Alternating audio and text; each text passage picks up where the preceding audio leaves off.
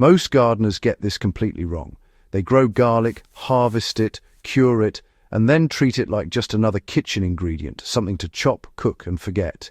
That mindset quietly wastes one of the most powerful antimicrobial tools you can produce in your own garden. And the real consequence isn't just missed nutrition, it's missed resilience. You end up relying on store-bought solutions, synthetic inputs, and expensive treatments when you could be building your own long-term regenerative system, starting with a single bulb. Yet what I'm about to show you is something I've tested across backyard beds, greenhouse setups, and even small hydroponic systems. It's not a trend, and it's not a hack.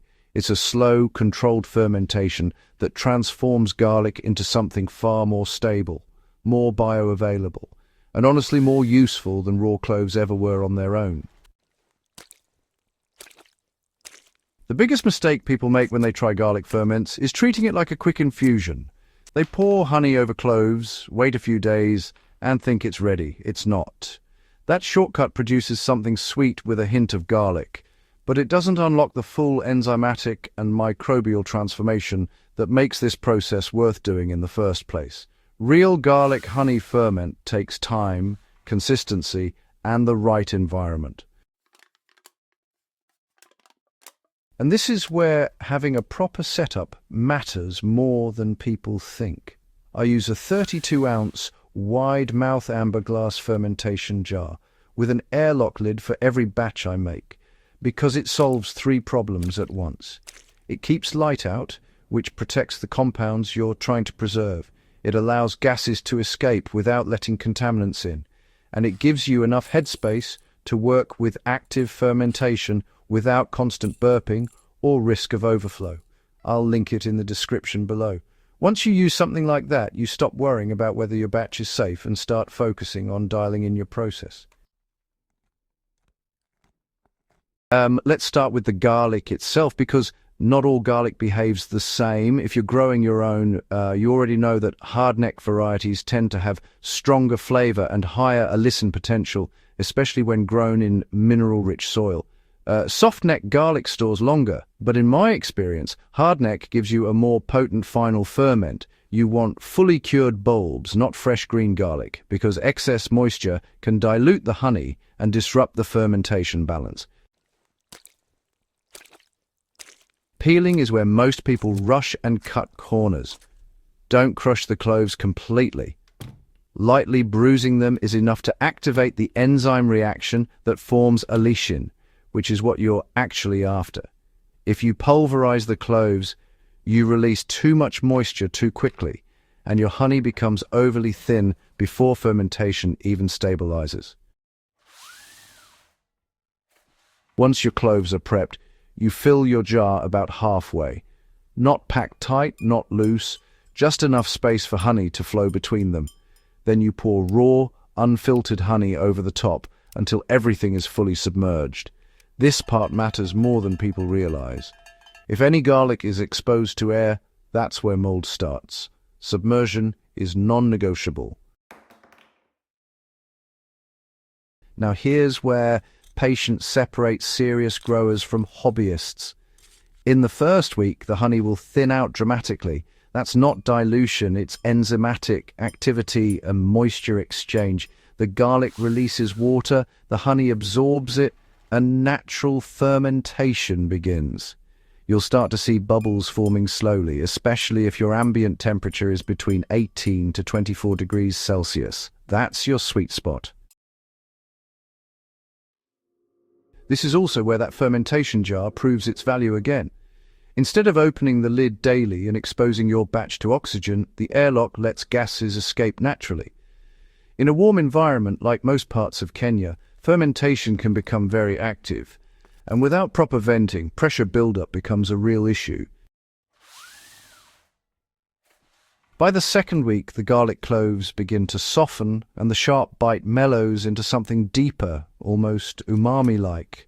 The honey darkens slightly and takes on a more complex aroma. This is the phase where most people get impatient and start using it. You can, but it's not fully developed yet. At around 30 days, everything stabilizes, the bubbling slows, the flavors round out, and you end up with a thick, infused liquid that carries both the antimicrobial properties of garlic and the preservative, soothing qualities of honey. This isn't just food anymore. It's a functional ingredient you can use in multiple ways. In a backyard garden, I use small amounts diluted in water as a foliar spray during early morning hours, especially when plants are under mild fungal pressure, not as a cure-all, but as part of a broader system. In raised beds, I've tested it as a soil drench in very diluted ratios, about 1 teaspoon per litre of water, to support microbial balance without overwhelming the system. In hydroponic setups, you have to be more careful. Introducing organic ferments directly into nutrient solutions can destabilize the system, so I keep it external, used for cleaning, maintenance, or targeted application, rather than mixing it into reservoirs. One thing that surprises most growers is how long this ferment lasts. Properly stored in that amber glass jar, away from direct sunlight and excessive heat, it can remain stable for months, even a year, and over time, it actually improves. The garlic continues to mellow, and the honey becomes richer and more layered. There's also a practical side that often gets overlooked. When you grow your own garlic and turn it into a fermented product like this, you're extending its value far beyond harvest season. Instead of replanting everything or consuming it quickly, you're creating a shelf-stable resource that fits into your garden system year-round. Now, let's be clear about something. This is not a replacement for good garden management. It won't fix poor soil, inconsistent watering, or bad airflow. But it becomes a powerful addition when everything else is already dialed in. That's the difference between gimmicks and tools that actually belong in a serious grower's system. And that's really the mindset shift here. You're not just growing crops, you're building processes. Garlic honey ferment is one of those processes that compounds over time. One bulb turns into a jar. That jar supports your garden, and the cycle continues. If you've never tried it, start small. 1 jar, 1 batch, done properly. Pay attention to temperature, observe the changes, and resist the urge to rush it. By the time you reach that 30-day mark, you'll understand why this method has been used for generations, long before modern inputs became the default. And if you're already growing garlic, this is one of the easiest ways to level up without adding complexity. You're not buying more products, you're just using what you already produce more intelligently. If this kind of practical, results-driven growing is what you're after, subscribe to the channel and share this with someone who's still treating garlic like just another crop.